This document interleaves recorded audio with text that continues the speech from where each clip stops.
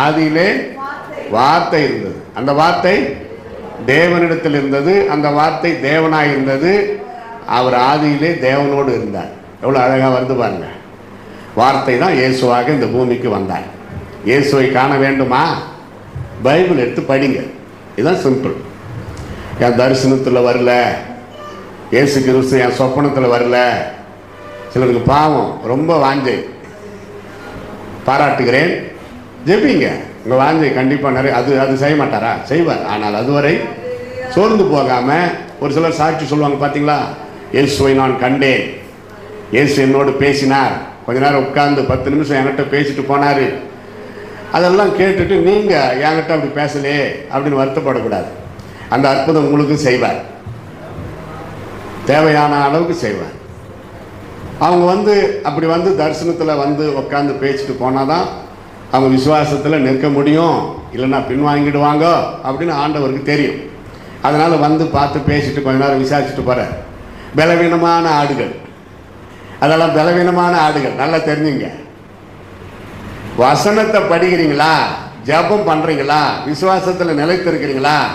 ஏசப்பாவுக்கு தெரியும், வசனமே என் மகளுக்கு என் மகனுக்கு போதும். அப்போது நீங்கள் ஸ்ட்ராங்கான ஆடுகள், பலமான ஆடுகள், பலமுள்ள ஆடுகள், விசுவாசத்தில் வல்லவராக இருக்கிற ஆடுகள். கண்டு விசுவாசிக்கிறவனை விட காணாமல் விசுவாசிக்கிறவன் பாக்கியவான். என்னை நீ கண்டால் தான் விசுவாசிப்பாயா? என் வார்த்தை போதாதா? பரிசுத்த வேதத்தை எடுத்து படி மகனே மகளே. பாதி ராத்திரியில் தூக்கம் வரலையா? தூக்கத்தை திட்டாதே. ஃப்ரெஷ்ஷாக எழுந்துட்டீங்களா? எதுக்காக எழுப்பினார்? பைபிள் படிப்பதற்காக எழுப்பினார். ஏன்னா அப்போ சத்தம் போட்டு ஜெபம் பண்ணீங்கன்னா மற்றவங்களுக்கு டிஸ்டர்பாக இருக்கும். அதுவும் தப்பு. நீங்கள் பாதி ராத்திரியில் தியானிக்கிறீங்கன்னா மற்றவங்களுடைய தூக்கத்தை டிஸ்டர்ப் பண்ணக்கூடாது. நான் பாரு தினந்தோறும் பாதி ராத்திரி 2 மணிக்கு எழுந்து ஜெபிக்கிறேன், 4 மணி வரைக்கும் எருமக்கடா மாதிரி தூங்கினுக்கிறீங்களே அப்படின்னு மற்றவங்களை பார்த்து திட்டக்கூடாது. நீங்கள் ஜெபம் பண்ணி ஒரு பிரயோஜனமும் இல்லை. அது தெரிஞ்சுங்க. ஜெபம் பண்ணுறவங்க ஜெபம் பண்ணாதவங்கள திட்டக்கூடாது, கோபப்படக்கூடாது. அவங்க எப்போ ஜெபம் பண்ணுறாங்கன்னு உங்களுக்கு தெரியாது. என் மனைவி எப்போ நைட்லேருந்து காலையில் வரைக்கும் ஜெபம் பண்ணுறாங்கன்னு எனக்கு தெரியாது.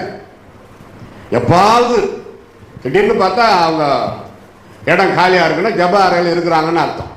அந்த ஜெப அறையில் லைட் எரியும். லைட் எரியுதுன்னா அவங்க ப்ரோக்ராமில் இருக்கிறாங்க. ஒன்று பைபிள் படிக்கணும், இல்லை ஜெபத்தில் இருக்கணும். மின்சாரத்தை மீதியாக்குவதற்கு ஜெபம் பண்ணுறப்போ லைட்டை கூட ஆஃப் பண்ணிவிட்டு ஜெபிக்கலாம். எப்போ அந்த நேரம் லைட் இல்லாட்டி பரவாயில்ல, பைபிள் படிக்கிறதுக்கு லைட்டு வேணும். இப்படியெல்லாம் கையாள வேண்டியதாக இருக்குது பாருங்கள். வீணான செலவுகளை குறைப்பதற்கு சில வீட்டில் பார்த்துருக்கிறீங்களா? எங்கே பாரு லைட் எங்கன்னு இருக்கும், எங்கே பாரு ஃபேன் ஓடுன்னு இருக்கும். மின்சார கட்டணம் வர்றப்போ கூடவே கோபமும் வரும். அதான் சொல்கிறேன், எல்லாவற்றிலேயும் சிக்கனம் தேவை, எளிமை தேவை. ஆள் இல்லாத இடத்துல ஃபேன் ஓடிக்கிட்டு லைட் எரிஞ்சிக்கிட்டு இதெல்லாம் தப்பு. அது மாதிரி கேஸை விட்டுருவீங்களா? ஆள் இல்லாத நேரத்தில் கேஸை பிடிங்கி விட்டு போவீங்களா? என்ன ஆகிறது? அவ்வளோதான். அதுபோல் இப்போ அந்த பணம் ஏதோ ஒரு காரியத்துக்கு வேற உபயோகப்படும். அதுக்காக தான் சொல்கிறோம். Simple, very important. டாம்பிகமே வேண்டாம், ஆடம்பரம் வேண்டாம். இயேசு கிறிஸ்து ஆடம்பர வாழ்க்கை வெறுத்தார், எளிமையை கடைபிடித்தார். அவருடைய வாழ்க்கை வரலாறெல்லாம் மகாத்மா காந்தி படிச்சுட்டு தான் அவர் எளிமைக்கு ஒப்பு கொடுத்தார். அவர் பிறவிலேயே ஏழப்பட்டவர் கிடையாது. மகாத்மா காந்தி குடும்பம் ஏழப்பட்ட குடும்பம் கிடையாது, செல்வந்தர், தனவந்தர். பாரிஸில் போய் சட்டப்படிப்பு படிச்சுட்டு வந்தாருன்னா அவர் ஏழப்பட்டவராக இருக்க முடியுமா? அவருடைய ஆரம்ப கால ஃபோட்டோ பாருங்கள், கோட் ஷூட்டில் தான் இருந்திருப்பார். முடியெல்லாம் ரொம்ப அழகாக இருக்கும். இல்லை எதுக்கு டவுட்டு? காந்தி படம் பார்த்துருங்க யூடியூப்பில், காந்தின்னு போடுங்களேன். காந்தி நம்ம இந்தியா தானே, ஆனால் அந்த காந்தியாக நடித்தவர் வெளிநாட்டு மனிதர். அப்போ எவ்வளோ தெரிஞ்சு சர்ச் பண்ணி எடுத்து இது மாதிரி ஹிஸ்டாரிக்கல், பிப்ளிக்கல் ஹிஸ்டாரிக்கல் படத்தை பார்க்கலாம். அதனால ஒரு பாடங்களை நம்ம கற்றுக்கொள்கிறோம். வீணான காரியம், டான்ஸு, அசுத்தம், பாட்டுங்க, இந்த மாதிரியெல்லாம் இருக்கிறது நமக்கு தேவையில்லாது, சாக்கடை. அரசியலும் சினிமாவும் சாக்கடை என்றார் அறிஞர் அண்ணா. அதனால அதெல்லாம் நமக்கு வேண்டாம். நம் பக்தியையும் நம் பரிசுத்தையும் பாழாக்குகிற எதுவுமே நமக்கு வேண்டாம். அதனால்தான் அரை ஆடையோடு, என் தேசத்து மக்களுக்கு துணி இல்லை, எனக்கு எதுக்கு கோட் சூட்டு பேண்ட் சட்டுன்னு சொல்லி அது அன்று முதல் இடுப்பில் மட்டும் ஒரு அருமையான வெள்ளை ஆடையை வேஷ்டி கட்டிக்கிட்டு மேலே சட்டோ எதுவுமே போடாமல் எப்பாவது டவுல் போட்டு வரான். அவ்வளோதான். அப்படி வாழ்ந்து காட்டினார் இல்லையா? டெல்லியில் போய் பாரு, காந்தி மண்டபம் ஏக்கர் கணக்கில் அவங்க இடம், சென்டரில் காந்தி மண்டபம், அவரை அடக்கம் பண்ணின இடம். நாங்களும் அங்கெல்லாம் போய் பார்த்துட்டு வந்திருக்கிறோம். அதனால தான் உலகத்தந்தை கத்தியின்றி ரத்தமின்றி வன்முறையில் ஈடுபடாமல், துப்பாக்கியை கையில் எடுக்காமல், போர் தொடுக்காமல், கத்தியை எடுக்காமல், அகிம்சா வழி அப்படின்னா சமாதான வழியிலே தேசத்திற்கு சுதந்திரத்தை வாங்கி கொடுக்க காரணம் அவர் சொல்லுகிறார், இயேசு கிறிஸ்துவின் மலை பிரசங்கம் என்னை தொட்டது. அல்லே சொல்லுங்க. சாந்த குணமுள்ளவர்கள் பாக்கியவான்கள், அவர்கள் பூமியை சுதந்தரிப்பார்கள். மத்தேயு 5:5 அதை படிச்சுட்டு நான் பிரார்த்தனை செய்தேன், இயேசு கிறிஸ்து கிட்ட நான் பிரார்த்தனை செய்தேன், அதனால தான் சுதந்திரம் வாங்க முடிந்தது என்று அவர் சரிதையிலே சொல்லுகிறார். அதெல்லாம் தெரிஞ்சு வைக்கணும். பைபிள் படிங்க, தினந்தோறும் பைபிள் படிங்க. பைபிள் தான் படிக்கணும், நான் இல்லைன்னு. நான் நல்லா ரட்சிக்கப்பட்ட புதுசில் காலேஜில் படிக்கிறப்போ என் சற்று ஒன்று விற்று பைபிள் வாங்கி படிக்க 6 தடவை தவறாமல் திரும்ப திரும்ப திரும்ப. அப்போ எப்படி இருந்திருக்கும் பாருங்க. உலகமே வாழ்க்கை வெறுத்து இந்த வேதத்தில் இல்லாதது உலகத்தில் எங்கேயுமே கிடையாதுன்னு சொல்லி இன்று வரைக்கும் தினந்தோறும் வேதத்தை வாசிக்கிறேன். தினந்தோறும் எப்படி நம்ம சாப்பிட்றோமோ அதுபோல தினந்தோறும் வேதத்தை வாசிப்பது ஆன்மீக ஆகாரம். உங்களுக்குன்னு ஒரு ஒழுங்கு வச்சுக்கோங்க. ரொட்டீனாக படிக்கிறீங்களா? படி. தினந்தோறும் அந்தந்த தேதிக்கு நீதிமொழிகள், எதை படித்தாலும் நீதிமொழிகள் சாகர வரைக்கும் படிக்கணும். அந்தந்த தேதிக்கு அந்தந்த தேதி நீதிமொழி படிப்பாங்க. அந்தந்த நீதிமொழி 30ஆம் தேதி மட்டும் இருக்குது. நாளைக்கு ஒன்றுன்னா 31வது நீதிமொழிகளையும் இன்றைக்கே படிச்சிடணும். அப்படி தான் எங்களுக்கெல்லாம் கற்றுக் கொடுத்தாங்க அந்த காலத்தில் பக்தர்கள். செய்திக்கு முன்னாடி இது ஒரு குட்டி செய்தி. அல்லேலூயா. மகிழ்ச்சியா இருக்கிறவங்க எல்லாரும் ஒரு அல்லேலூயா சொல்லுங்க. இன்னும் ஸ்ட்ராங்கா ஒரு அல்லேலூயா, இன்னும் சூப்பரா ஒரு அல்லேலூயா. சரி, தூங்குறவங்க எல்லாம் ஒரு அல்லேலூயா. அருமை, ரொம்ப உஷாரா இருக்கிறீங்க. பாராட்டுக்கள், வாழ்த்துக்கள். யூதா எழுதின பொதுவான நிருபம் ஒரே ஒரு அதிகாரம் தான், செய்தி. அதுல இருந்து தான் இன்னைக்கு யூதா எழுதின பொதுவான நிருபம் 6வது வசனம் படிக்கிற கவனங்க. தங்களுடைய ஆதி மேன்மையை காத்து கொள்ளாமல் தங்களுடைய வாசஸ்தலத்தை விட்டுவிட்ட தூதர்களையும் மகா நாளின் நியாய தீர்ப்புக்கென்று நித்திய சங்கிலிகளினாலே கட்டி அந்தகாரத்தில் அடைத்து வைத்திருக்கிறார். இது சாதாரணமாக விசுவாசிகள் இதை படிக்கும் பொழுது ஒன்றுமே புரியாது. புரியா காட்டி கூட அடிக்கடி படிச்சுக்கிட்டே வரணும். ஒரு நாளைக்கு உங்கள் சந்தேகத்திற்கு, கேள்விக்கு பதில் கிடைக்கும். இந்த வார்த்தைக்கு உங்களுக்குள்ளே கேள்வி இருக்குமானால் இன்றைக்கு கிடைக்கும். பைபிளில் ஏதாவது டவுட் வந்தால் குறித்து வச்சுக்கோங்க. அதுக்கப்புறம் எங்காவது மீட்டிங்கில் அதற்கு பதில் கிடைக்கும். Alleluia. You come to your pastor. பொறுத்திருக்க முடியலையா? எப்போ எந்த ஊழியக்காரர் எப்போ பேச போகிறாரோ, என் டவுட்டை கிளியர் பண்ண போகிறாரோ அப்படின்னு சொல்லி இருக்குதா, பாஸ்டர்கிட்ட கேட்கலாம். முதல் நான் மலேசியா போயிருந்தப்போ ஒரு சபையில் ஒரு செய்தி கொடுத்தேன். அப்போல்லாம் செல்ஃபோன் அப்போதான் அமுலுக்கு வருது. செல்ஃபோன் அமுலுக்கு வருது. நான் செல்ஃபோன் வாங்க முடியல, ஏன்னா அவ்வளோ பணம் இல்லை. எளிமையானதான். நாங்கள் எளிமையான குடும்பம் தான், பணக்கார் கிடையாது. இன்றைக்கி வரைக்கும் பார்க்கறதுக்கு டாம்பிகமாக இருக்கும், பணக்கார மாதிரியெல்லாம் இருப்போம், ஆனால் எளிமையாக தான் இருக்கும். கஞ்சி குடிப்போம், கூழ் குடிப்போம், களி சாப்பிடுவோம், சிம்பிள் சாப்பாடெல்லாம் கூட சாப்பிடுவோம். உடம்புக்கு ரொம்ப நல்லது. டாம்பிகமான ஆடம்பர ஆகாரத்தை நாங்கள் ஏற்றுக்கொள்ள மாட்டோம். அதெல்லாம் ஓசியில் கிடச்சா தான் சாப்பிடுவோம். புரியுதுங்களா? செல்ஃபோன் இல்லை, எவ்வளோ பேர் வாங்கிட்டாங்க. எங்கள் சொந்த பந்தங்களெல்லாம் கூட வாங்கிட்டாங்க.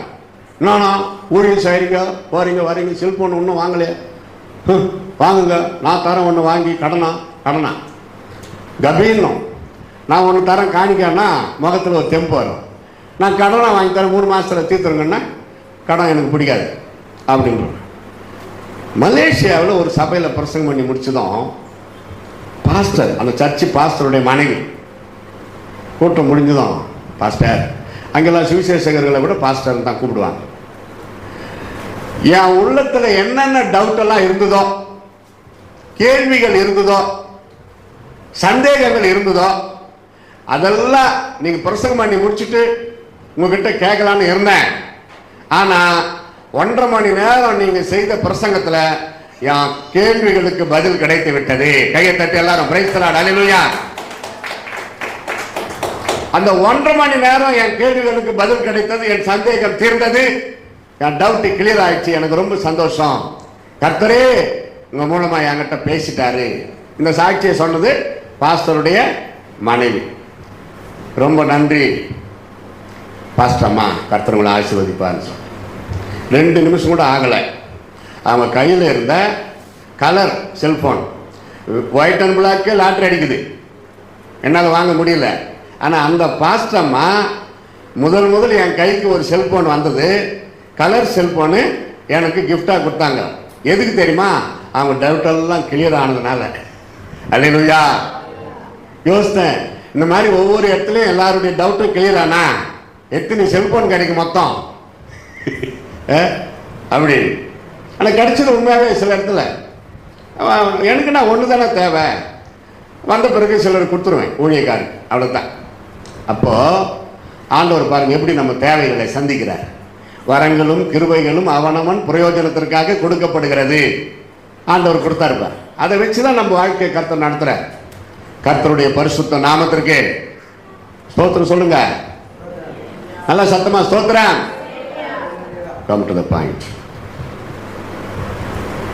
தங்களுடைய ஆதி மேன்மையை காத்து கொள்ளாமல் தங்களுடைய வாசஸ்தலத்தை விட்டு விட்ட தூதர்கள், அது அங்கிருந்து பார்க்க மோட்ச பேரின்பத்திலே அந்த சொர்க்கம், கைலாசம், பரலோக ராஜ்யம் என்று சொல்லுகிறோம். வேதத்தில் எழுதப்பட்டிருக்கிறது பரலோக ராஜ்யம், பரமண்டலம், தேவனுடைய ராஜ்யம். இதெல்லாம் பைபிள் லாங்குவேஜ்.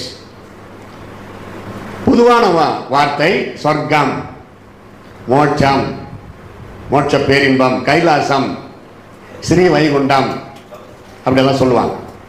நீங்கள் நினைக்கக்கூடாது இதெல்லாம் இந்துக்கள் சொல்கிற வார்த்தை, அப்படி கிடையாது. பைந்தமிழ். ஸ்ரீ வைகுண்டம் பைந்தமிழ், கைலாசம் பைந்தமிழ். நம்ம என்ன நினைக்கிறோம், இதெல்லாம் இந்துக்கள் சொல்கிற வார்த்தை. அது தப்பு. நம்ம பொதுமக்களை ஆதாயப்படுத்தணும்னா நம்ம கிறிஸ்தவ பாணியிலேயே எங்கள் சர்ச்சில் மாதிரி வெளியில் இருக்க முடியாது. இப்போ என்னுடைய நண்பர் ரட்சிக்கப்படலை, என் கூட படித்தவர், என்ன ஃப்ரெண்டு பவுல நல்லா இருக்கிறியா அப்படி தான் பேசுவார். அப்போ பாரு, நான் எவ்வளோ பெரிய ஊழியக்காரன், வாங்க போங்கன்னு பேசாமல் நல்லா இருக்கிறியா அப்படின்னு ஒருமையில் பேசுகிறாரு. அப்படி நினைக்கவே கூடாது, நினைக்க முடியாது. ஒரு நாள் நானும் என் மனைவியும் அவங்க வீட்டுக்கு போயிருந்தோம். கர்த்தருக்கு ஸ்தோத்திரம் அப்படி நாங்கள் சொல்லலை, மாலை வணக்கம். பவுலு எப்போ எப்போ எப்போ எவ்வளோ நாள் ஆச்சு பார்த்து, அம்மா வாங்கம்மா நமஸ்காரம், உட்காருங்க உட்காருங்க. 1 மணி நேரம் அப்படி சிம்பிளாக ரிலாக்ஸாக இயேசு கிறிஸ்து பற்றி நாங்கள் சொன்னோம். அவர் சொல்கிறாரு, ஒரு பிரார்த்தனை பண்ணிட்டு போ பவுலு, அம்மா பண்ண சொல்லுங்கன்ற. அப்போ ஆண்டவர் அங்கே உள்ளத்தில் பேசுகிறார்.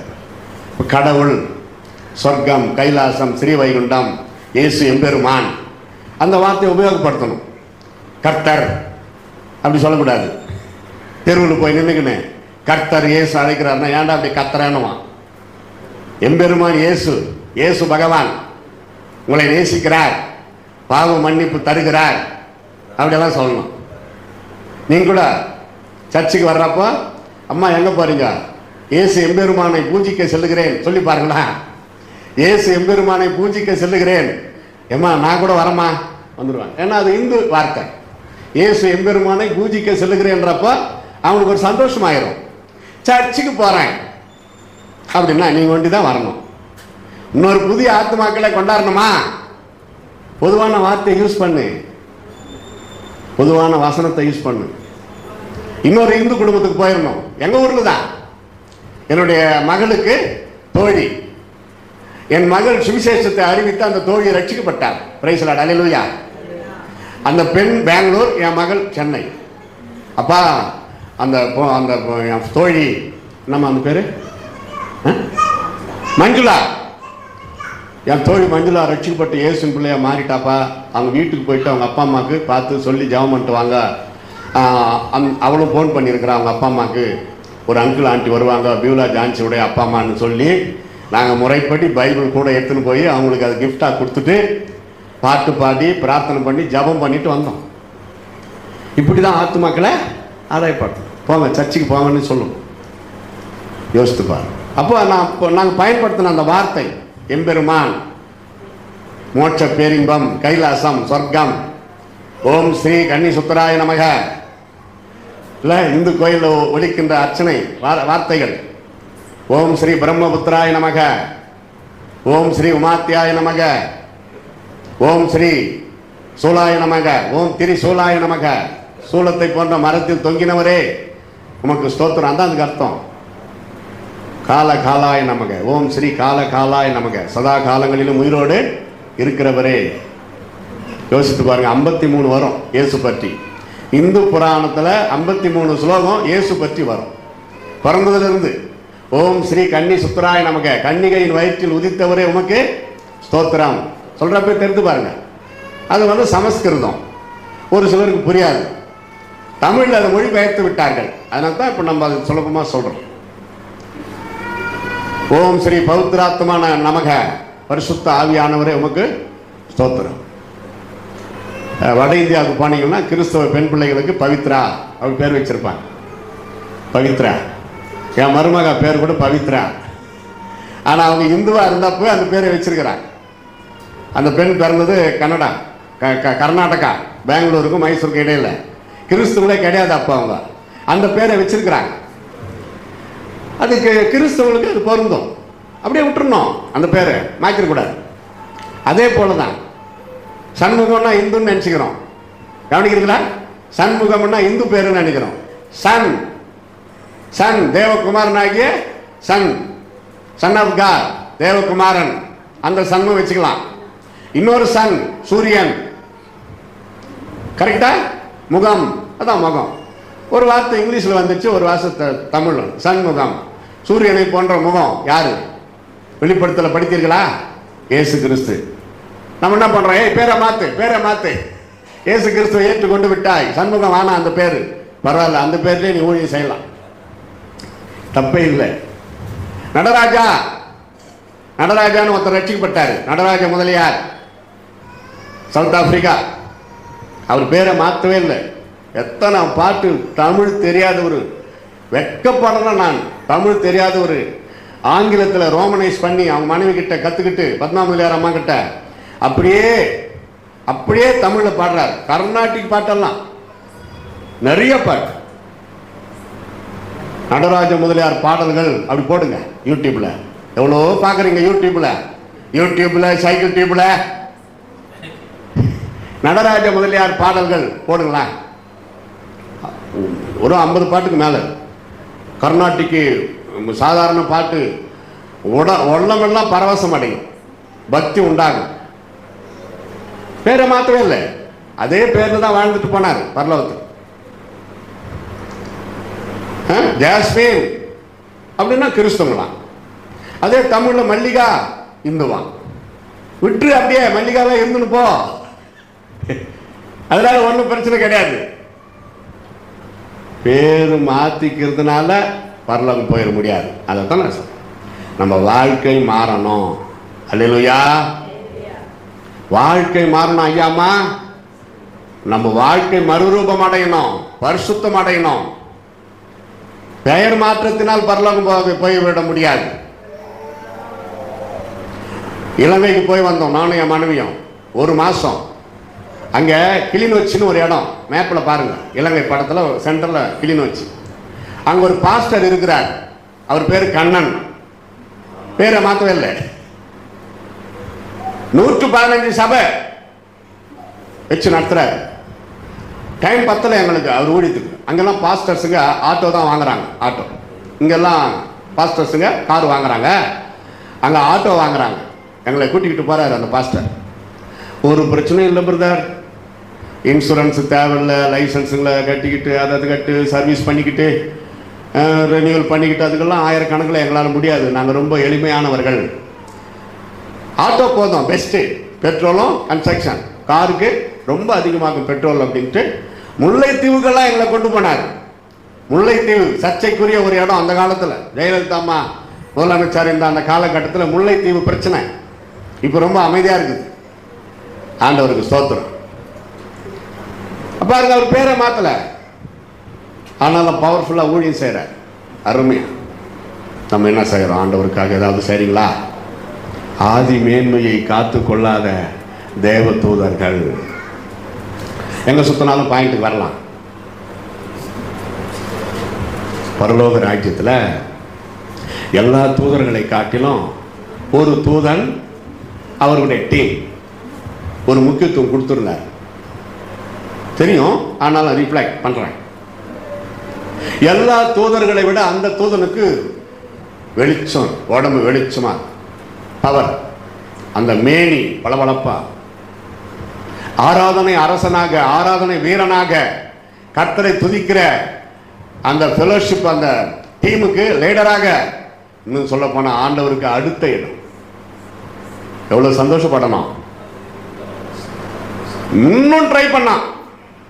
ஒரு பாவமும் உள்ளே புகுந்து செல்லாத கூடாத மோட்ச பேரின்பத்தில் அந்த பரலோக ராஜ்யத்தில் இன்னைக்கு வரைக்கும் ஆராய்ச்சி இருக்குது, அதுக்கு பதில் கிடைக்கல.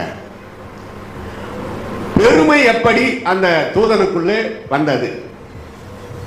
பெருமையே இல்லாத இடம் ஒன்று பரலோக ராஜ்யம். அப்படிப்பட்ட இடத்துல பெருமை இந்த தேவ தூதனுக்குள்ளே எப்படி வந்தது? அவனுக்குள்ளே இருந்துதான் வந்தது. அவ்வளவுதான் நம்ம சொல்ல முடியும். என்ன பண்ணா? ஒரு டீமை ரெடி பண்ணிட்டான்.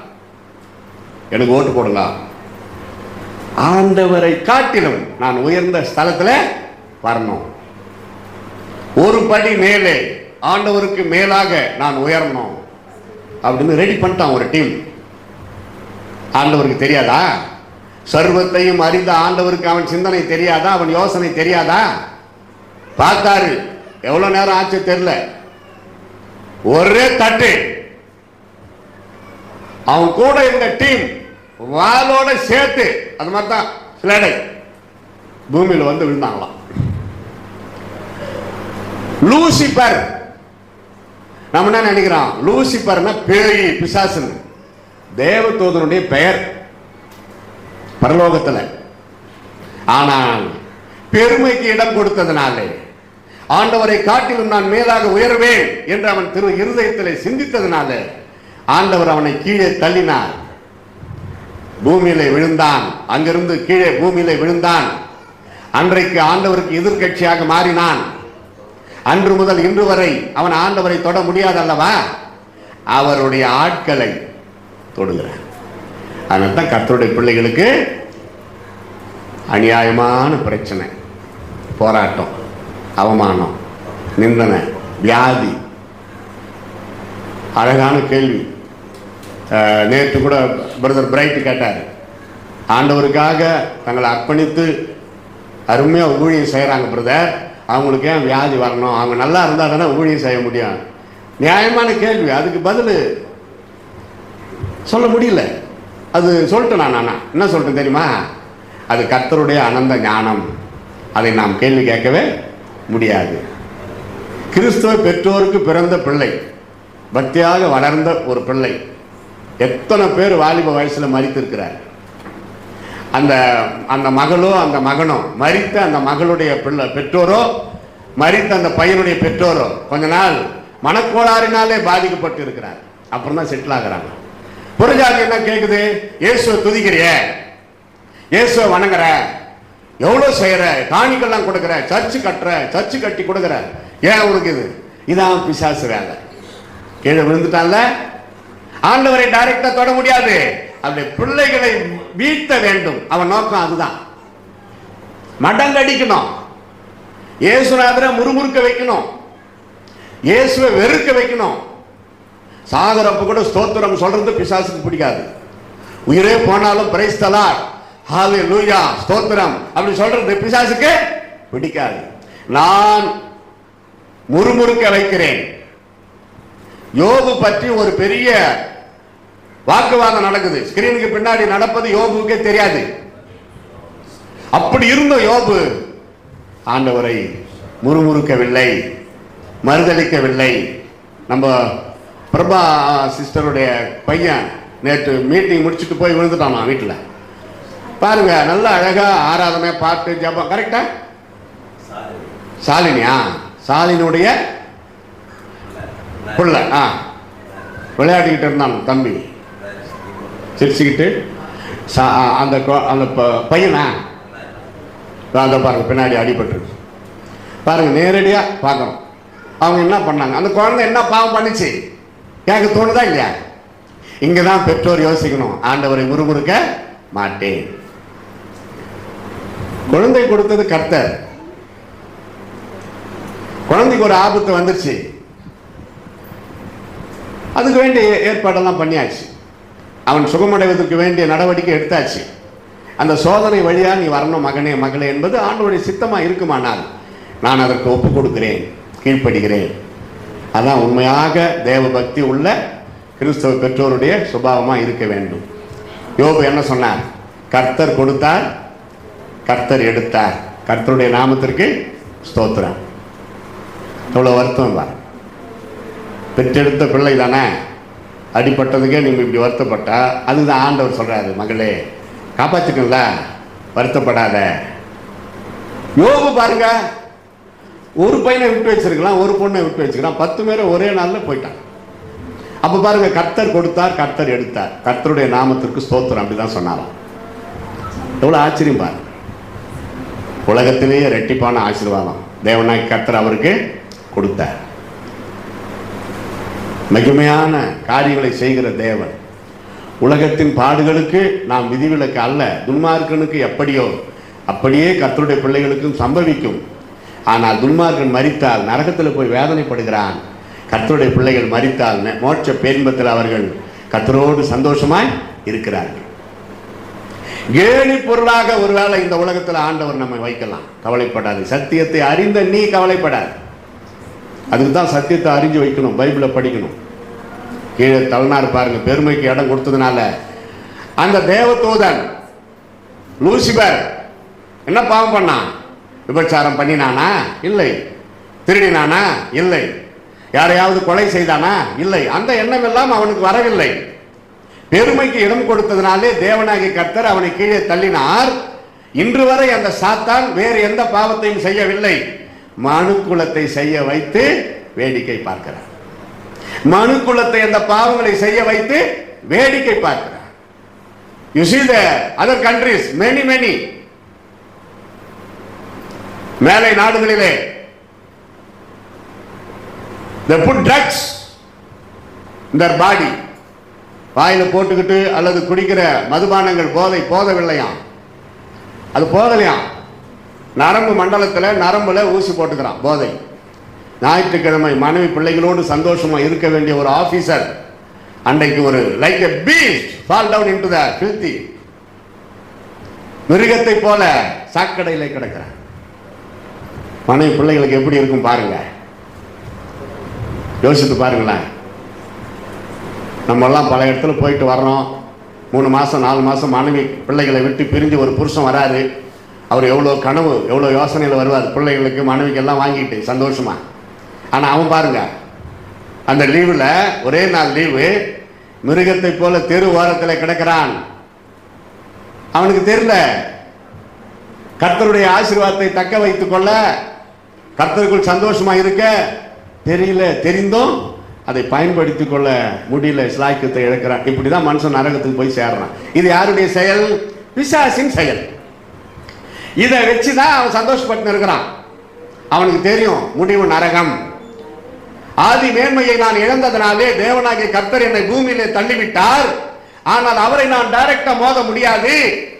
அவருடைய பிள்ளைகளை நான் தொடுவேன், கை வைப்பேன், இழக்க வைப்பேன். ஆனா கர்த்தருடைய பிள்ளைகள் சாதாரணமா? நம்முடைய ஆண்டவர் சாதாரணமா? அவன் பாட்டனை பூட்டனை பார்த்தவர். இயேசு கிறிஸ்து கிட்ட வரலான்னு சோதிக்கிறதுக்கு இயேசு பயந்தாரா? கரெக்டா பதிலுக்கு பதில் பேசுறாரு. கடைசியில கைய வைக்கிறான். தாழ விழுந்து பணிந்து கொள், உனக்கு நான் எல்லாவற்றையும் தருகிறேன். ஆண்டவர் படைத்த உலகத்தை அவருக்கே தருகிறேன் என்று சொல்லும் பொழுது அவருக்கு கோபம் வராதா? உன் தேவனாகிய கர்த்தர் ஒருவரையே சேவிப்பாயாக என்று எழுதியிருக்கிறது. அப்பாலே இப்போ சாத்தான், மரியாதை அவ்வளவுதான் உனக்கு, அப்படி சொல்லிடுங்க. பிசாசை பார்த்து அப்படி சொல்லிடுங்க. கூப்பிட்டு மூக்கு மேல ஒரு இட்டி இடிச்சு தொத்தணும் அவன். அப்படி நினைக்கணும். கற்பனையில் 10 அடி தூரத்தில் தான் நிற்கணும் எப்பவுமே. ஒருவேளை நீங்கள் பலவீனமா இருக்கலாம், வியாதியா இருக்கலாம், சோதனை மத்தியில் இருக்கலாம். ஆனா பிசாசை எதிர்த்து நின்று கொண்டு இருக்கிறீர்கள். போர்க்களத்தில் நீங்கள் இருக்கிறீர்கள். ஆன்லைன்ல நீங்க பிசாசோட போராடி கொண்டு இருக்கிறீர்கள். அந்த போராட்டம் முடியும் வரை ஆண்டவர் உங்களோடு கூட இருக்கிறார், வெற்றி தருவார். வெளிப்படுத்தல் படித்து பாருங்கள். மரணமே வந்தாலும் சாவுக்கு பயந்து கொண்டு ஓடாமல், இயேசு கிறிஸ்துவுக்காக ரத்த சாட்சியாக மரித்தாலும் பரவாயில்லை என்று சொல்லி தங்கள் சாட்சியை காத்துக் கொண்டார்கள்.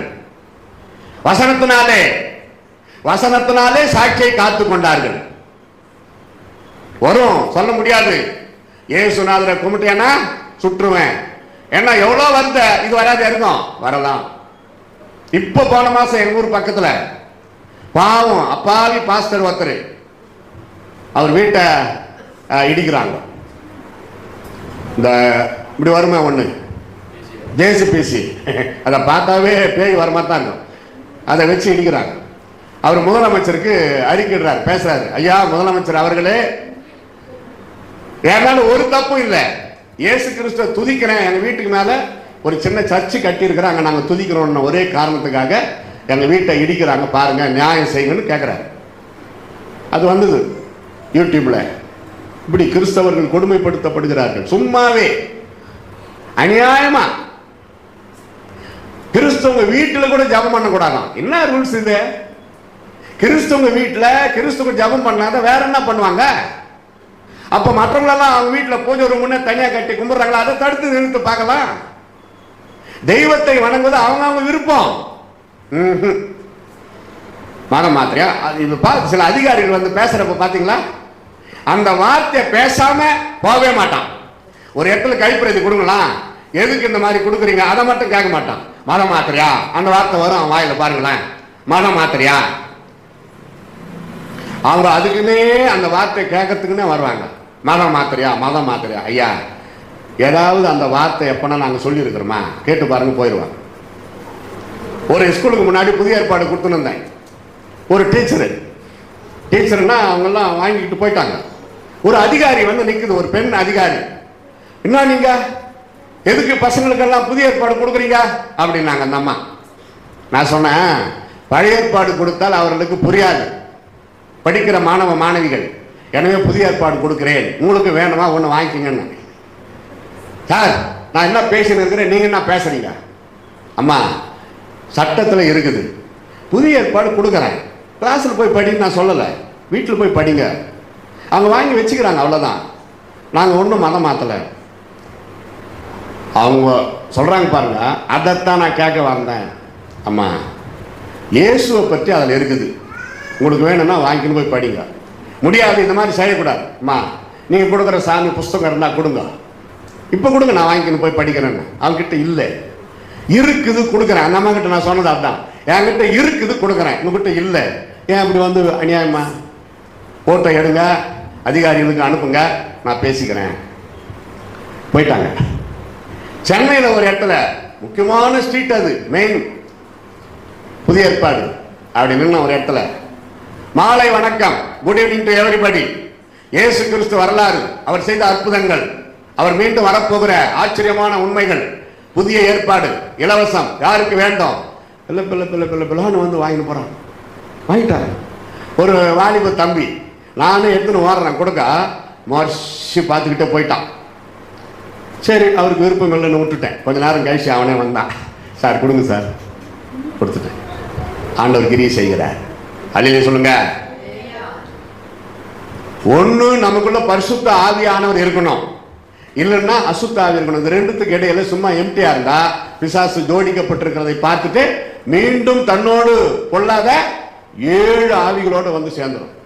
அதான் அப்பப்போ நம்ம ஆவியினால நிரப்பப்படுகிற அனுபவம்.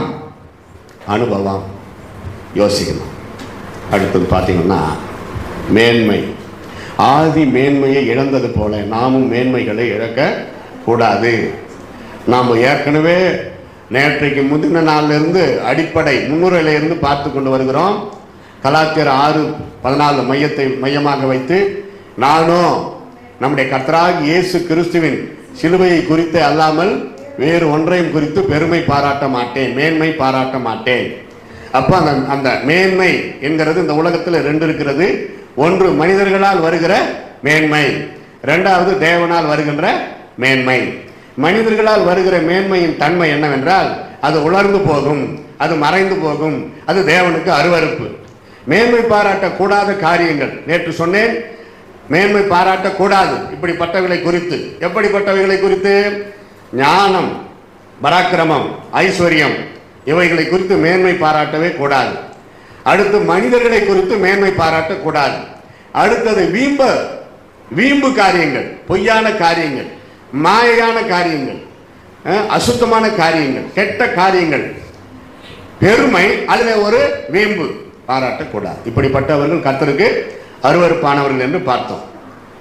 இங்க பாருங்க, நம்ம கடந்து செல்கிறோம். மேன்மை பாராட்டுதலால் வருகின்ற விளைவு, உலகத்தின் மேன்மையினுடைய விளைவு என்ன? 1 கொரிந்தியர் 3:20-21. 1 கொரிந்தியர் 3:20-21. அவமாகுதல் நடக்கும். மனிதர்களையோ அல்லது மற்றவைகளையோ மற்றவர்களையோ பொருட்களையோ நம்முடைய வேறு மெட்டீரியல்ஸ் எதுவாக இருந்தாலும் சரி, அதை குறித்து மேன்மை பாராட்டும் பொழுது அவமாகுதல் நடைபெறும். அவமாகுதல்னா ஸ்பாயில், அப்படியே போயிடுது, மறைஞ்சு போயிடும். சில வீட்டுக்கு போனீங்கன்னா அவங்க கிட்ட இருக்கிற நகை நெட்டெல்லாம் எடுத்து காட்டுவாங்க, துணிமணிகளையெல்லாம் எடுத்து காட்டுவாங்க. கொடுக்க மாட்டாங்க, என்கிட்ட எவ்வளோ இருக்குது பாருங்க அப்படின்னு எடுத்து காட்டுவாங்க.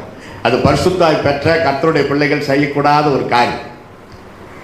ஒரு முறை என்னுடைய மனைவியை பக்கத்தில் ஒரு கிராமத்தில் நான் செய்தி, என் மனைவி ஆராதனை பாட்டு கூப்பிட்டுருந்தாங்க முழு இரவு ஜபத்தில்.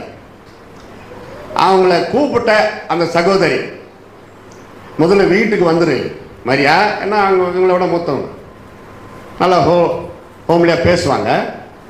வீட்டுக்கு வந்துரு மரியா, இங்கேருந்து நம்ம கிளம்பலாம் அப்படின்னு சொல்லி கூப்பிட்ருக்கேன். நான் எங்கள் வீட்டில் தான் இருக்கிறோம், இவங்க பக்கத்தில் தான், கொஞ்சம் தள்ளி இருக்கிற நகை நட்டு எல்லாத்தையும் எடுத்து காட்டி, இந்த பாரு மரியா, நம்ம போகிற இடம் வந்து பணக்காரங்க வர்ற சர்ச்சு, அவங்க நிறைய நெக்லஸ் போட்டுன்னு இருப்பாங்க, நிறைய நகை நெட்டெல்லாம் போட்டுன்னு இருப்பாங்க, ஆடம்பரமாக வருவாங்க. நீ பாட்டு பாட போகிற, ஆராதனை நடத்த போகிற, அதனால் நீ என்ன பண்ணு, நான் தரேன், எதை அப்படியே ஃப்ரீயாக உங்களுக்கு தரேன், அப்படி இல்லை தர்றேன், மீட்டிங் முடிஞ்சிட்டு வந்து திருப்பி கொடுத்துரு அப்படின்னு எல்லாத்தையும் எடுத்து கொடுக்குறாங்க. இவங்க சாதாரண ஆளா? இயேசுநாதரை பற்றி தெரியாதா? நல்லா தெரியும். தாத்தா காலத்துலேருந்து அவங்க கிறிஸ்தவங்க. அக்கா இதெல்லாம் போட்டுக்குன்னு போய் நான் பாட்டு பாடினா தான் அந்த சபையார் என்னை சேர்ப்பாங்கன்னா நான் வெளியவே இருக்கிறேன். ஏன்னா என் கணவர் தான் அங்கே பிரசங்கம் பண்ண போகிறாரு. நீங்கள் யாருன்னா பாட்டு பாடிக்குங்க. என் கணவர் கூட பாடுவார், ஆராதனை நடத்துவார். நான் சர்ச்சுக்கு வெளியே புளிய மரத்தாண்ட உட்காந்துக்கிறேன். எனக்கு மற்றவங்க கொடுக்குற நகை நெட்டு வாங்கி போடுறதுக்கு எனக்கு ஆசையே கிடையாது, வேண்டான்னு தெளிவாக சொல்லிட்டாங்க. முதல்ல அதை எடுத்து வைங்க, ஏதாவது காணாமல் போயிட்டா அப்புறம் ஏமால வரப்போகுதுன்ட்டாங்க. வெக்கப்பட்டு போயிட்டான். யாரு? பிசாசு. கைத்தட்டி எல்லாரும் பிரைஸ் தி லார்ட், ஹல்லேலூயா. யோசிங்க, பிறர் பொருளை இச்சியாதே. அவங்க படிச்சிருக்கிறாங்க, அதெல்லாம் நமக்கு தேவையில்லாது.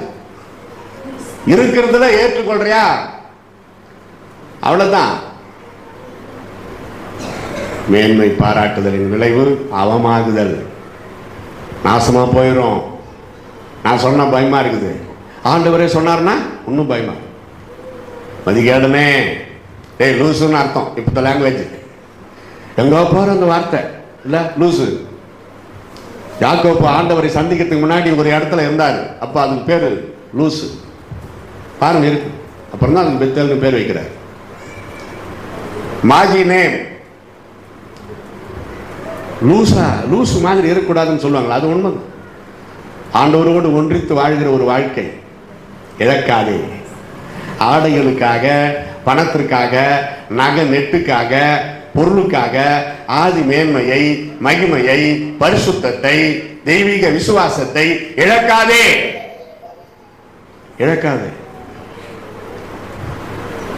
ஆண்டவரால் கூடாத காரியம் ஒன்றுமே இல்லை. எவரையும் உயர்த்தவும் தாழ்த்தவும் தேவனாலே முடியும். சந்தோஷமா வாழறோமா, சமாதானமா இருக்கிறோமா, அது போதும். கர்த்தர் கொடுக்கிற சமாதானத்தை இழக்காதே. பணத்திற்கு ஆசைப்பட்டு கர்த்தருடைய சமாதானத்தை இழக்காதே. காணிக்க கொடுக்கறாங்களா யாருன்னா அவங்க முகத்தை பாரு. வெந்துக்குன்னு வேண்டாம் வெறுப்பா கொடுத்தா ஸ்தோத்திரம் சொல்லிட்டு போயினாரு.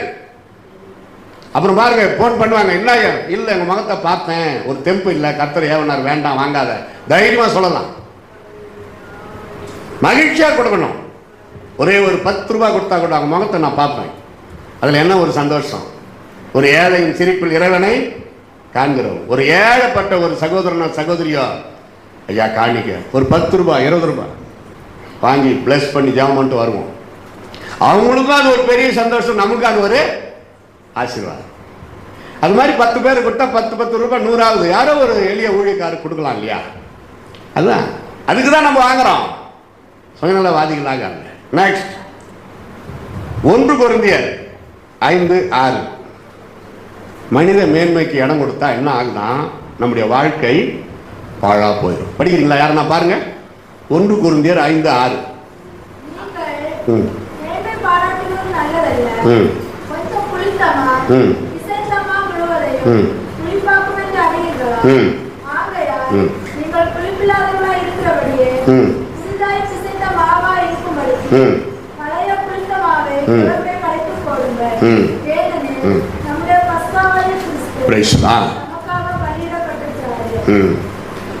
பாத்தீங்களா, மேன்மை பாராட்டுகிறதுல நம்ம வாழ்க்கை வளமாக செழிப்பாக மாறணுமே தவிர பாழாக கூடாது. இயேசு கிறிஸ்து பரலோக ராஜ்யம் புளித்த மாவுக்கு ஒப்பா இருக்கிறதுன்னு ஒரு உவமை சொல்றாரு. அது ட்ராக் வேற. கொஞ்சம் புளித்த மாவு மற்ற புளித்த மாவை உப்ப பண்ணி அது நல்லதுக்கு பயன்படுது. பால்ல கொஞ்சம் தயிர் போடுங்க, பால் முழுசும் தயிராக, நல்ல பாக்டீரியாக்கள் அதை தயிராக மாற்றுகிறது. இங்கே பவுல் எழுதுகிற புளித்த மாவு விஷத்தை போன்றது. வாழ்க்கை கெடுக்கின்ற புளித்த மாவு சுபாவங்கள்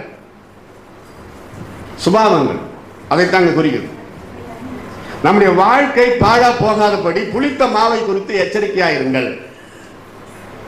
நெகட்டிவ் திங்ஸ் எதிர்மறை சுபாவத்தை குறிக்கிறது. என் சுபாவம் என்னவோ அதுதான் நான். பரிசுத்தத்தை வாஞ்சிக்கிறாயா மகனே மகளே, நான் உனக்கு உதவி செய்கிறேன். நீதியை விரும்புகிறாயா, உதவி செய்கிறேன். பண ஆசை இல்லாமல் இருக்கிறது போதும் என்கிற எண்ணத்திலே சந்தோஷமாய் வாழ விரும்புகிறாயா, உதவி செய்கிறேன்.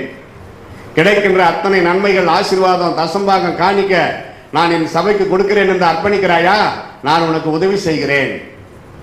சம்பளத்தில் மட்டுமல்ல, ரிட்டையர் ஆன பிறகு போனஸ் கொடுக்குற கவர்மெண்ட், அதன் தசம பாகத்தை ஆலயத்துக்கு கொடுக்கிறீர்களா, நான் உனக்கு உதவி செய்கிறேன். இல்ல திடீரென்று ஒரு ஆசீர்வாதம் வருகிறது, அதன் தசம பாகத்தை ஆலயத்திற்கு கொடுத்து ஏதோ உங்க ஞாபகார்த்தமா ஆலயத்திற்கு உதவி செய்கிறேன். பதுக்கள் இருக்கக்கூடாது. நீங்கள் கொடுக்கிற காணிக்கை தசம் பாகத்திலிருந்து பாஸ்டருக்கு தெரியணும், ஓ கர்த்தர் ஏதோ ஒரு ஆசீர்வாதம் கொடுத்திருக்கிறாரு, அவருக்கு ஒரு சந்தோஷம். மாதந்தோறும் நீங்கள் கொடுக்கிற தசம பாகத்திலிருந்து அவருக்கு தெரியணும் உங்க சம்பளம் எவ்வளோன்னு. அது கர்த்தருக்கு சொந்தமானது. அவர் ஒன்றும் 90% சர்ச்சுக்கு கொடு, 10% நீ வச்சுக்கன்னு சொன்னா வருத்தப்படலாம். இப்போ இயேசு நிற்கிறாரு.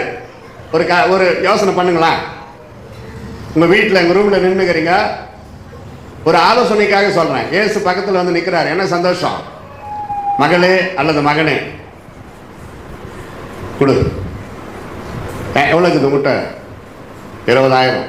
அது தசம்பாகத்தை சர்ச்சுக்கு கொடு, நான் போய் பாஸ்டர் கிட்ட கொடுக்குறேன் அப்படின்னு கேட்குறாரு. 20,000 தசம்பாகம் எவ்வளோம்மா சொல்லுங்க? உங்கள் திருவாய் கொஞ்சம் சத்தமாக மலருங்க. 2,000 தான். அப்போ கூட பாருங்க, உங்கள் கையில் தான் நிறையா இருக்கு, அவர் கைக்கு நிறையா வரலையா? அதுக்கே அவர் என்ன சொல்றாரு? கீழ்ப்படிந்து விட்டாய் மகனே மகளே, இது போதும், இதை கொண்டு நான் பெரிய காரியம் செய்வேன் அப்படிதான் சொல்றாரு. 2,000 நீ வச்சுக்கோ, 18,000 கொடு அப்படின்னு அவர் கேட்கவில்லையே. சாதாரண சின்ன எளிய காரியத்திற்கே நீ தயங்கினால் பெரிய காரியத்தை கொடுக்க சொன்னால் நீ எப்படி கொடுப்பாய்? யோசிக்கணும். எத்தனையோ பேர் கர்த்தருடைய பிள்ளை, அவங்க சாப்பாட்டு அவங்க செலவுக்கு ஏதோ பெட்ரோலு மின்சாரம் கேஸு தண்ணி அதுக்கு மட்டும் வச்சுக்கிட்டு மீதியை ஆலயத்துக்கு கொடுக்குறாங்க. நான் கேள்விப்பட்டேன். எதுக்கு? சர்ச்சை கொடுத்தா ஏதோ பாஸ்டர் ஏதாவது நல்ல காரியம் செய்கிறார், செய்யட்டும். அந்த பணத்தில் ஒரு 50 விதவைகளுக்கு சேரி வாங்கி கொடுக்கறது இருந்தால் கொடுக்கட்டும், இல்லை இன்னொரு இடம் வாங்கி சர்ச்சு கட்டட்டும். அப்படி நம்ம சந்தோஷமா போகணும். What is the Christianity? Give give give. Sri Lanka போயிருந்தோம். நாங்கள் ஒன்றும் சபை போதகர் இல்லை. எங்களுக்கு கிடைக்கிற காணிக்கையில் கொஞ்சம் குருவி சேர்க்குற மாதிரி தனியாக கொஞ்சம் ஒதுக்கி, லுங்கி அங்கெல்லாம் பயங்கர விலை, எல்லாமே விலை அதிகம். சாப்பாடு, அரிசி பருப்பு, பால் பவுட்ரு, பல்கரா, கேழ்வரகு மாவு, பணியாரம் எல்லாம் வாங்கிட்டு போய் கொடுத்தோம். ஒவ்வொருத்தருக்கு 1000 ரூபாய் கவரில் போட்டு ஒரு ஊழியர் ஐக்கியம் வச்சு இளையவர்களுக்கு ஒரு திருப்தி, மன மகிழ்ச்சி, எங்களுக்கு ஒரு திருப்தி. அல்லையே சொல்லுங்க. ஊழியக்காரர் தான். மற்றவர்கள் கொடுக்கிற காணிக்கையில் தான் நான், என் மனைவி, என் பையன், என் மருமகா, 2 பசங்க சாப்பிட்றோம். ஓப்பனா சொல்றோம். அதுல இருந்து என் கணக்கு பலன் பெருகணும் பரலோகத்தில். நான் ஊழியம் செய்தேன் அதனால நான் யாருக்கு கொடுக்க வேண்டிய அவசியம் அப்படி சொல்றவே முடியும். பைபிள்ல இருக்குதா அப்படி? ஊழியக்காரன் யாருக்குமே கொடுக்க கூடாது அப்படி இல்லை.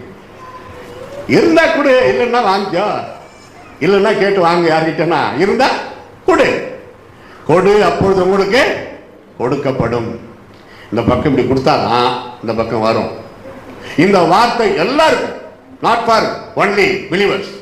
பாஸ்டர், எவாஞ்சலிஸ்ட், ப்ராபசி, பிஷப் எல்லாருக்குமே பொருந்தும். ஃபாதர் எல்லாருக்கும் பொருந்தும். இருக்குதா கொடு. தேவ நாம மகிமைக்காக. அவ்வளவுதான் நான் சொன்னேன். ஆகாகிற அளவுக்கு நம்ம வச்சிருக்கோம். அப்பா சாகரப்ப சொன்னாராம், ஐயோ என் பிள்ளைகளுக்கு நான் நிறைய சொத்து சேர்த்து விட்டேன். சரி, அதுக்கு என்ன பண்ணலாம்? சேர்த்துட்டுல போய் சேரு. அதுக்கப்புறம் அவர் அழுறாராம், என் பிள்ளைகள் நரகத்திற்கு செல்லும் அளவு நான் சொத்து சேர்த்து விட்டேன். அதுதான் இப்ப அவருடைய வேதனை. அதனால் நானும் நரகத்திற்கு செல்லுகிறேன். அறிக்கை இட்டுட்டு தான் செத்தாராம். என்னுடைய கருத்து என்ன? பரிசுத்த ஆவியானவர் எனக்குள்ள இருக்கிறார். கொஞ்சம் கொஞ்சம் அடிப்படை தாராளமா உங்க பிள்ளைகளுக்கு சேர்த்து வைங்க, பரவாயில்ல. அடிப்படை அவங்க நிக்கிறதுக்கு. நீங்க செத்து போயிட்டா உங்களுக்கு செலவுக்காவது கொஞ்சம் பணம் வைக்கணும்ல. உங்களை அடக்கம் பண்றதுக்கு, பிரேயர் மீட்டிங்க்கு, எல்லாருக்கும் சாப்பாடு போடுறதுக்கு, அதான் மினிமம். அதோடு கூட உனக்கு கொஞ்சம் அவங்க உழைத்து முன்னேறுவதற்கு அவங்க பாடுபடணும். அவங்க சோம்பேறிகளா இருந்து அவங்களும் நரகத்துக்கு போய் நீங்களும் அவங்க நரகத்துக்கு போறதுக்கு காரணமா இருக்கக்கூடாது. நீதிமான் தன் சந்ததிக்கு ஆசீர்வாதம் வைத்து விட்டு போகிறான் தான் இருக்குது. அளவுக்கு மீறி அல்ல. அளவுக்கு மீறினால் அமுதமும் நஞ்சாகும். எல்லாத்துக்கும் ஒரு ஒழுங்கு அளவு. பாழாத இருக்க வேண்டாம். யாக்கோபு 4:16, ஜேம்ஸ் 4:16, மனிதர்களை மேன்மைப்படுத்தும் காரியங்களினாலே நமக்கு பொல்லாங்கு நேரிடும். படிக்கலாமா? எப்படி அது வருது பார்க்கலாம் அந்த வசனம். யாக்கோபு 4:16 எடுத்துங்க, சத்தமா படிங்கம்மா. ஐயா யாருன்னா? உங்கள் வீம்புகளில் மேன்மை பாராட்டுகிறீர்கள், இப்படிப்பட்ட மேன்மை பாராட்டல் யாவும் பொல்லாங்கா இருக்கிறது.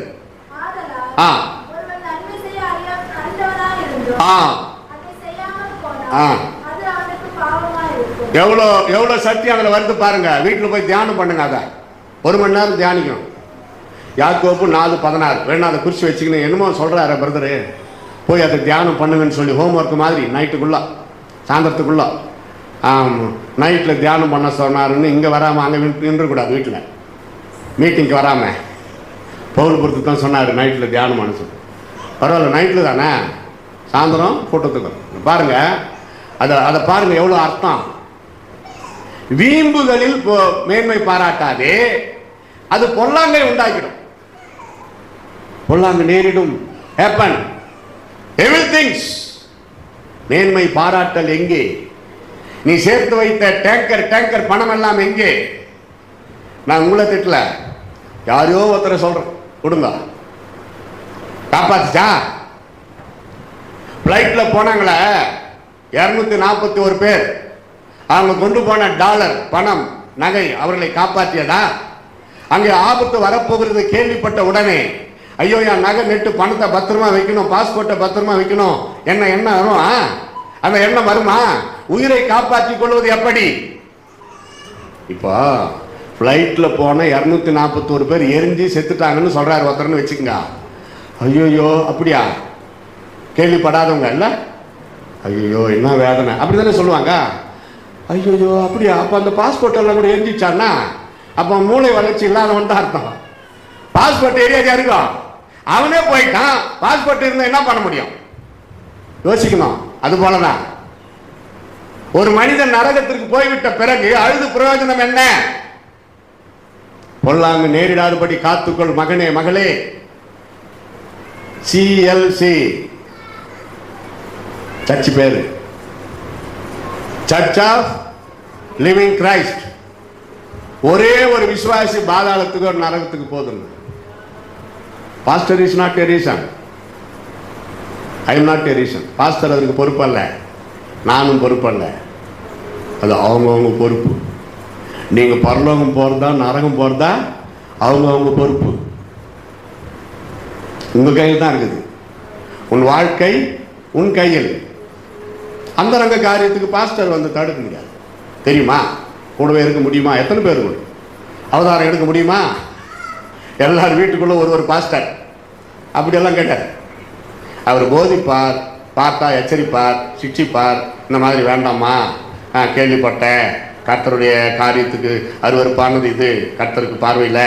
எப்போ தம்பி நைனா பார்த்தேன், அந்த இடத்துல சிகரெட்டு பூச்சி நின்றுந்த, திடீர்னு வந்து தடுத்து நிறுத்தினா என் மேலேயும் உனக்கு கோவம் வரணும், எனக்கு பயமாக இருந்துச்சு, பார்த்துட்டேன். அது மாதிரி வேணாம், உடம்பை கெடுத்துக்காத. பாஸ்டர் உணர்த்தும் பொழுது அதற்கு கோபப்படுகிறாயா, உணர்ந்து மனம் திரும்புகிறாயா? அதுதான் அந்த ஆண்டவர் பார்க்கிறார். உதாரணம் சொல்றேன். அப்படி அந்தரங்க காரியங்கள் உங்களை குறித்து சிந்தனை சிற்பிகளா இருப்பார்கள் சிலர். உட்கார்ந்து கொண்டு யாரும் இல்லா பொழுது அந்த சிந்தனை என்ன? கவிதை எழுத தோன்றுகிறதா? இயேசுவை பற்றி எழுது.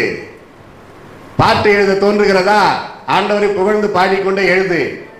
யாருமே இல்லை, கொஞ்ச நேரம் கர்த்தரை துதிக்கலாமே தனி அறையில, தாராளமா செய். ஒரு செய்தி தயாரிக்கலாம் என்று தோன்றுகிறதா? நோட்டு பைபிள் எடுத்துக்கோ, போய் தயாரி. இப்படி நல்ல காரியத்திலே உன் நேரத்தை செலவிடு. அதைத்தான் கர்த்தர் விரும்புகிறார். எங்க போனாலும் நான் சொல்லுவேன், ஹேபிட்டா அது கொண்டாங்கன்னு. கைப்பிரதி எடுத்துக்கொள்ளுங்க, நல்ல சுவிசேஷ கைப்பிரதி. உங்க சர்ச்சு சீல் போட்டு அதில் 10 பேருக்காவது கொடுத்துட்டு வந்து தூங்கு. ஒரு 5 நிமிஷம் ஜெபம் பண்ணிட்டு தூங்கு. ஆண்டவர் உங்களை மேன்மையாய் வைப்பார். அதே சொல்லுங்க. ஆமா, உயர்த்துவார், மேன்மைப்படுத்துவார். ஐயா, பாக்கெட்டில் பர்ஸில் வீட்டில் பணம் இல்லாமல் இருக்கலாம், ஆனால் கர்த்தர் நம்மை அற்புதமாய் நடத்துகிறார். இதுதான் கர்த்தர் நமக்கு வைத்திருக்கிற ஒரு பெருத்த ஆசீர்வாதம். பொல்லாங்களே, அதாவது மேன்மை பாராட்டுதலின், தவறான மேன்மை பாராட்டுதலின் விளைவு அவமாகுதல், வாழ்வு பாழாகுதல், பொல்லாங்கு நேரிடும். அப்படின்னா எதேச்சையா ஒன் ஆஃப் யூ சடன், திடீரென்று. இன்னொரு வார்த்தை இருக்குது தமிழில், அது எனக்கு ஞாபகம் வரும். திடீரென்று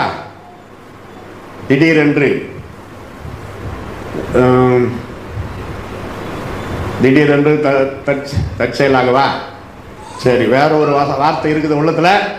அப்படி நேரிடும். அதாவது தன்னிச்சையா? சடுதியா? கரெக்ட். அதைத்தான் நான் மறந்துட்டு முழிச்சு நின்றுக்கிறேன் இவ்வளவு நேரம். சடுதியா என்னாவே அது ஆபத்துக்கு பயன்படுத்துகிற வார்த்தை. சகாயமின்றி சடுதியில் நாசம் அடைவான்னு ஒரு வசனம் அது.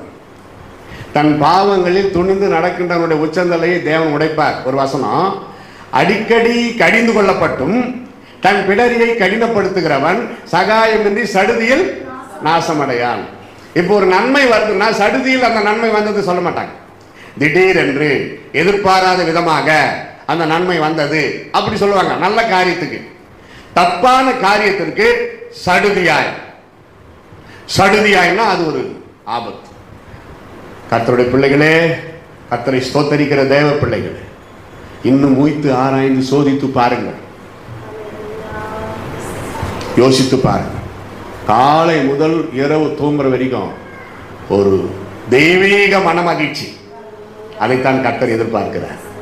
போற்றுவார் போற்றட்டும், தூற்றுவார் தூற்றட்டும், அதை பற்றி நாம் கவலைப்படவே கூடாது. கர்த்தரை ஸ்தோத்தரி, என் ஆத்துமாவே கர்த்தரை ஸ்தோத்தரி. கூட்டம் முடிஞ்சிருச்சு, ஜபம் முடிஞ்சிருச்சுன்னு போயிடாதீங்க. இதை சொன்ன உடனே அது சொல்றதுனால கடைசியில் பக்தன் அப்படி சொல்றாரு, கர்த்தரை ஸ்தோத்தரி. முறுமுறுக்க கூடாது.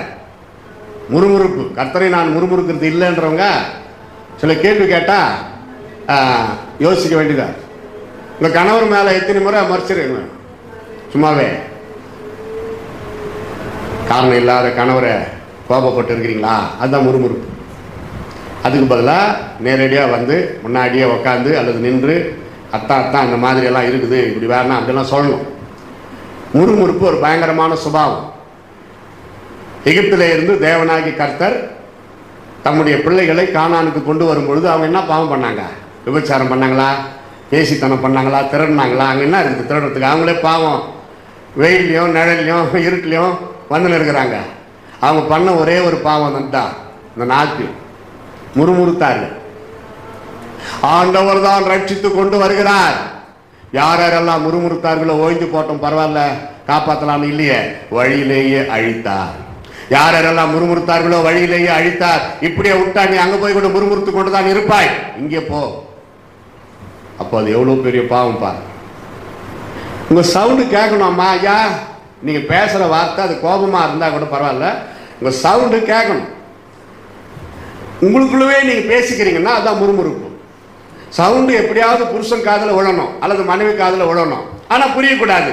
செம்ம கிரிமினல், ஆண்டவரே அதிரி போயிடுவார். இப்படி ஒரு சுபாவமான்ட்டு தப்பு. மனம் விட்டு பேசுங்க, உட்காந்து மனம் விட்டு பேசுங்க. பிள்ளைகள் தூங்கிட்ட பிறகு உங்க மனஸ்தாபத்தை பேசி தீர்த்துக்குங்க. அன்னைக்கு நிம்மதியா தூங்குங்க. ஒரு பார்த்து சிரிங்க. இது ஏதோ காமெடி, பெரிய சத்தியமே அடங்கிருக்குது. ஒரு சாதாரண சிரிப்பு இல்லாத எத்தனையோ குடும்பம் போயிருக்கு. நிறைய கேஸ். நான் சிரிச்சா கூட அவர் சிரிக்க மாட்டாரு, அப்போ வேற ஏதோ பிரச்சனை இருக்குது, டைவர்ஸ். எதுக்கு வம்பு? சிரிச்சிரு. புருஷன் கோபமா திட்டுறாரா? சிரிச்சிருங்க. மனைவி மறைக்குதா? புருஷா சிரிச்சிரு. நீ சிரித்தா, நீ கோபப்பட்டாலும் அழகா இருக்கிறாய் கண்ணே மணியே, 4 வார்த்தை பேசுங்க. புருஷர்கள் ஒரு 2-3 பேர் தான் இருக்கிறோம்ல, 2 4 ஒன்று இதில் நிற்குது, ஒன்று சின்ன பையனாக இருக்குது உக்காந்து. அது இது தெரியாது. சகோதரிகள், ஆவதும் பெண்ணாலே அழிவதும் பெண்ணாலே இருக்குது. பெண் புத்தி பின் புத்தின்னு வாங்க. அது மட்டமான வார்த்தை இல்லை. பெண் புத்தி பின் புத்தினா இந்த பின் இருக்குதுல்ல, அதை வச்சுக்கிட்டு புருஷனை ஒரு குத்தி உற்சாகப்படுத்தி விடுறது, அதான் பெண் புத்தி. கோழையான புருஷனை வேறனாக்குறது, அதுதான் பெண்கள் நாட்டின் கண்கள்னு சொன்னாங்க. எத்தனையோ பேர் கோழையான பயம் நிறைந்த புருஷர்கள் எத்தனையோ பேர் தங்கள் மனைவியினால தைரியசாலிகளாய் வீரர்களாய் மாறி இருக்கிறார்கள். மட்டம் தட்டி அவனை கோழையாக்கி விடக்கூடாது. கண் முன்னாடி இருக்கிற மனைவி கிட்ட அன்பு கூறாமல் காணாத தேவனிடத்தில் எப்படி அன்பு கூறுவாய்? கண் முன்னாடி இருக்கிற புருஷனை பார்த்து சிரிக்காமல் காணாத தேவனை பார்த்து எப்படி துதிப்பாய்? சிரிச்சணும் சிறந்த மருந்து. ஒரு நாளைக்கு 1/2 மணி நேரம் சிரிக்கணும்ன்றாரு டாக்டர். ஒரே அடியா இல்ல, தூக்கிட்டு போயிடுவாங்க. அப்பப்போ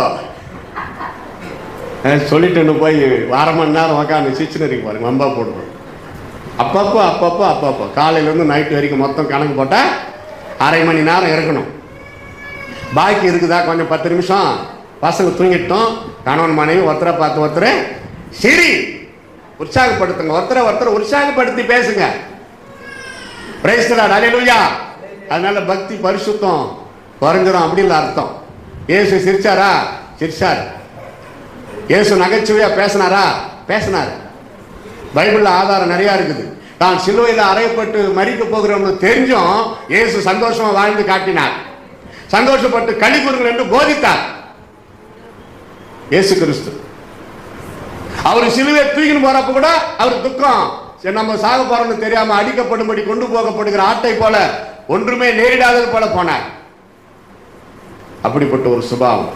உங்களை திட்ட போறாங்கன்னு தெரிஞ்சாலும் நீங்க சந்தோஷமா சிரிச்சுக்கிட்டே போங்க, கர்த்தர் பார்த்துக் கொள்வார். அல்லேலூயா சொல்லுங்க, நல்லா சாங்க அல்லேலூயா. விட்ட சாயந்தரம் வரைக்கும் நான் பேசினே இருப்பேன், முடிக்க மனமின்றி முடிக்கிறேன். எல்லாம் 7 மணி இருப்போம், ஒரே நொடியில் ஒரு ஜெபம் பண்ணி முடிக்கலாம். நன்றி தகப்பனே, ஸ்தோத்திரம் ஸ்தோத்திரம் ஸ்தோத்திரம் ஸ்தோத்திரம். அநியாயமான மேன்மை அவமாகும், வாழ்வு பாழாகும், பொல்லாங்கு நேரிட்டு விடும். அருமையான அந்த வார்த்தை மூலமாய் தேவன் நம்மோடு பேசியிருக்கிறார். பிரைஸ் தி லார்ட், ஸ்தோத்திரம். நன்றி தகப்பனே, ஹல்லேலூயா ஹல்லேலூயா ஹல்லேலூயா. எல்லாரும் 7 மணி இருப்போமா? எல்லாம் 7 மணி இருப்போம். ஒரு 5 நிமிஷம் லேட்டான பரவாயில்ல. சிஸ்டர் மரியா போல் ஒரு பாடல் பாடி அப்படியே ஜெபத்தில் நடத்துவார்கள். ஜெபத்திலே தரித்திருங்கள். Praise the lord, praise the lord, praise the lord, hallelujah. நாம் கர்த்தருக்கு பிரியமாய் வாழும் பொழுது கர்த்தர் நம்மை ஆசீர்வதிப்பார், நம் குடும்பத்தை ஆசீர்வதிப்பார். மனைவி, கணவன், பிள்ளைகள் எப்படி இருக்க வேண்டும் என்று கூட ஆவியானவர் நம்மோடு பேசியிருக்கிறார். வீணான காரியங்களில நாம் தலையிடக்கூடாது. எந்த ஒரு காரியத்தையும் கர்த்தருக்கு சித்தமில்லாத காரியத்தில் நாம் தலையிடாதபடி இயேசுவே நமக்கு சித்தமானதை செய்ய ஒப்புக் கொடுக்கிறோம் என்று சொல்லி ஆண்டவர் சமூகத்தில் நாம் ஒப்புக் கொடுக்கலாம். மாற வேண்டிய காரியங்களில் மாற்று ஆண்டவரே என்று சொல்லி ஆண்டவரை நோக்கி பார்ப்போம். கர்த்தர் நல்லவர். மாறவே ஆசைப்படுகிறேன், என்னை மாற்றிவிடும் அருமை நேசரே.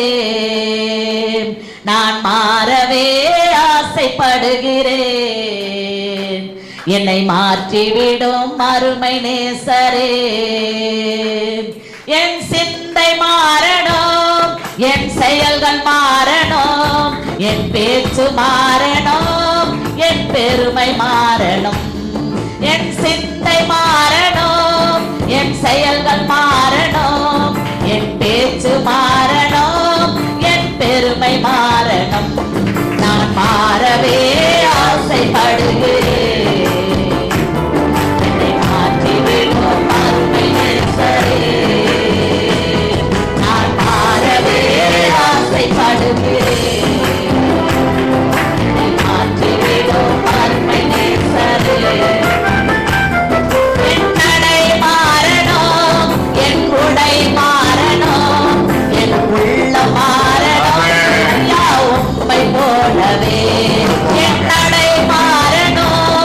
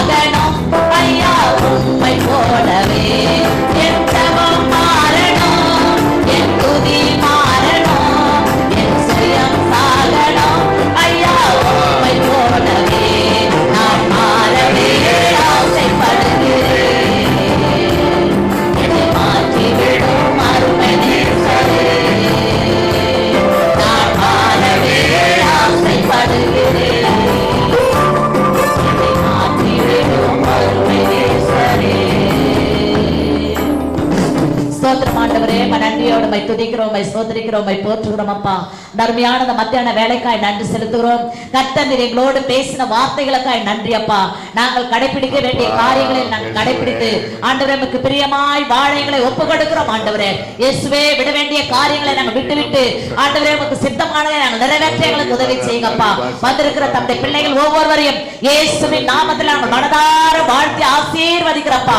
ஒரு காலம் எங்களுக்குள்ள மேன்மை வராதபடி ஆண்டவரே எங்களை தாழ்த்தி உடைய சமூகத்தில் உடைய கிருபைகளை ஆண்டவரே உடைய வல்லமைகளை பெற்றுக்கொண்டு உமக்காக எழுப்பி பிரகாசிக்க எங்கள் ஒவ்வொருவரையும் ஒப்பு கொடுக்கிறோம் ஆண்டவரே. உமக்கு நன்றி.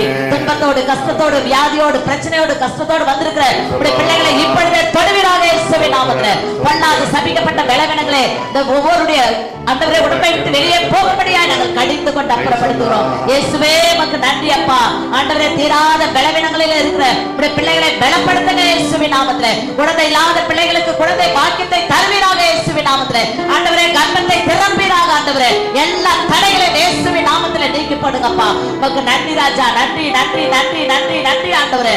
அப்பா மை துதிக்கிறோம், மை ஸ்தோத்திரிக்கிறோம் ஆண்டவரே. இந்த நாளில கர்த்தாவே மை ஆராதிக்க, மை துதிக்க அப்படின்னு ஆண்டவரே தேசத்திற்காய் ஜெபிக்க எங்களை கொண்டு வந்ததற்காய் நன்றியோடு மை துதிக்கிறோம் ஆண்டவரே. இந்த சபை நடத்துகிற அருமையான பாஸ்டரையா பாஸ்டர்மா குடும்பத்தை கர்த்தர் ஆசீர்வதிக்க வேண்டுமா ஜெபிக்கிறோம். அவர்களை கொண்டு இன்னும் நீர் என்னென்ன செய்ய சித்தமாயிருக்கிறீரோ ஆண்டவரே செய்து முடிக்க வேண்டுமா நாங்கள் ஜெபிக்கிறோம். நமக்கு நன்றி ராஜா மை துதிக்கிறோம். செய்தி கொடுத்த மகனை கர்த்தர் ஆசீர்வதிங்க. இன்னும் அநேக ஆயிரங்களுக்கு எடுத்து பயன்படுத்துங்க. இசை வாசித்த மகனை ஆசீர்வதிங்கப்பா.